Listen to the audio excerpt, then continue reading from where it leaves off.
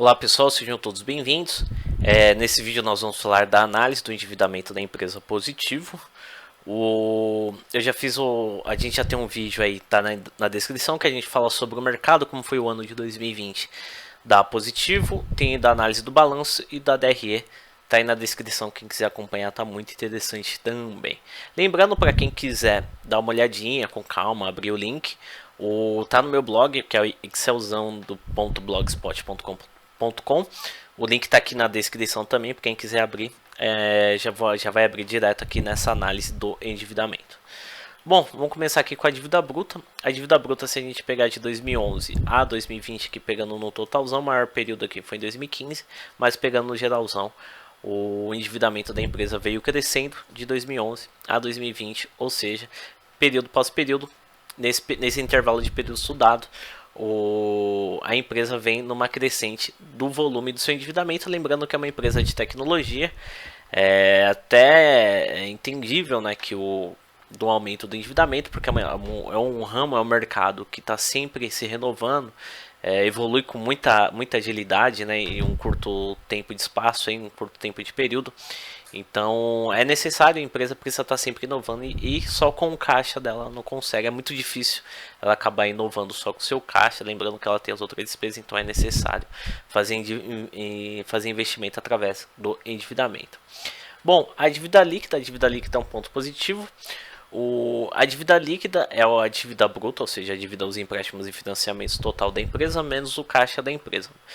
Aqui o ideal, quanto menor, melhor, foi o que aconteceu aqui de 2011 a 2017, ou seja, a diferença de dívida em relação ao caixa da empresa vinha diminuindo, ou seja, o volume de dívida, o volume de caixa vem aumentando tanto que essa diferença veio diminuindo em relação à dívida bruta, aumentou aqui de 2018 a 2020, diminuindo 2018 a 2019, diminuindo aqui de 2019 a 2020, mas o volume em si, principalmente 2017.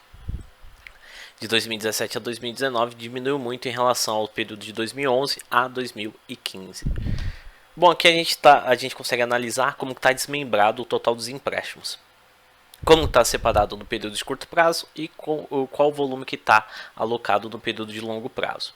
Bom, o curto prazo é a barrinha azul, o longo prazo é a barrinha laranja. Bom, a gente já consegue bater o olho que a maior parte dos empréstimos e financiamentos da empresa está alocado no período de curto prazo, ou seja, deve ser pago no período de dentro de 12 meses, ou seja, no período de até um ano. E os empréstimos e financiamentos a longo prazo, o menor volume está alocado a longo prazo. Então, é um ponto negativo, é um ponto preocupante que a empresa precisa estar analisando essa situação, porque a maior parte da dívida da empresa, a empresa precisa pagar no período de um ano. Então, a empresa corre um grande risco da empresa acabar se complicando e não conseguir honrar com esses compromissos em dia, né? Então é sempre o ideal que a maior parte da dívida da empresa esteja alocado a longo prazo, porque a empresa tenha um tempo hábil aí para poder se organizar, gerar caixa, fazer seu estoque girar a tempo para poder honrar esses compromissos com tranquilidade. Bom, aqui a gente pega os empréstimos e financiamentos quanto a curto prazo, a gente verifica qual é a capacidade de pagamento da empresa só com seu caixa. Bom, já batendo o olho aqui, a barrinha azul é os empréstimos e financiamentos, o laranja é o caixa da empresa, que é os disponíveis também.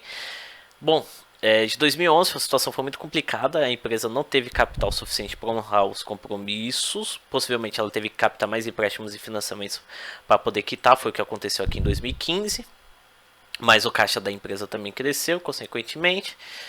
2016 aqui os empréstimos e financiamentos a curto prazo ainda foi superior ao caixa, 2017 também, 2018 também, 2019 também.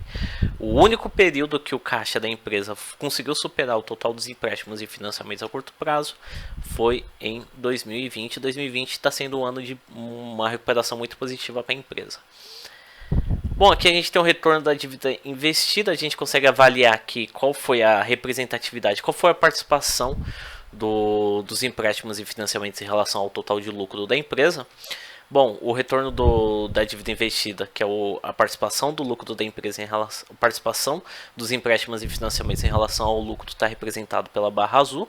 a barra laranja são os juros sobre os empréstimos, ou seja, o custo desse capital. O ideal é sempre que o retorno da dívida investida seja superior ao juros sobre os empréstimos, quer dizer que o retorno que a empresa teve foi o suficiente para poder pagar o custo desse capital. E já batendo o olho, não precisa nem fazer uma análise muito profunda, o único de 2011 a 2019, a participação dos empréstimos e financiamentos no lucro da empresa não conseguiu suprir o custo desse capital. 2011, 2015, 2017 a empresa passou pelo prejuízo, então não teve participação nenhuma no lucro. O único período aqui que a empresa teve um retorno, que a participação dos empréstimos e financiamentos no lucro conseguiu superar a taxa de juros foi em 2020.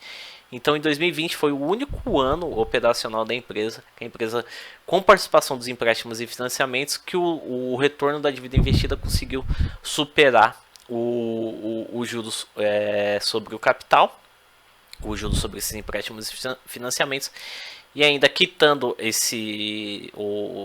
a taxa de juros, né, os juros que a empresa pagou, e ainda teve uma gordurinha aqui para a empresa operar ou fazer reinvestimento nas empresas ou pagar dividendos aí para os sócios e acionistas. Bom, pessoal, termino a análise aqui, lembrando, quem quiser acompanhar aqui o estudo desse endividamento, o link está aí na descrição. Também está o link do vídeo da análise do DRE, do balanço patrimonial do ano de 2020 da empresa, com principal importância do quarto trimestre do ano de 2020, e sobre as perspectivas e como que foi o ano, quais foram as atitudes da empresa para poder superar a questão do Covid-19. Bom, pessoal, quem puder estar se inscrevendo no canal já vai contribuir demais para a continuidade do projeto. Um grande abraço, sucesso a todos, até os próximos vídeos.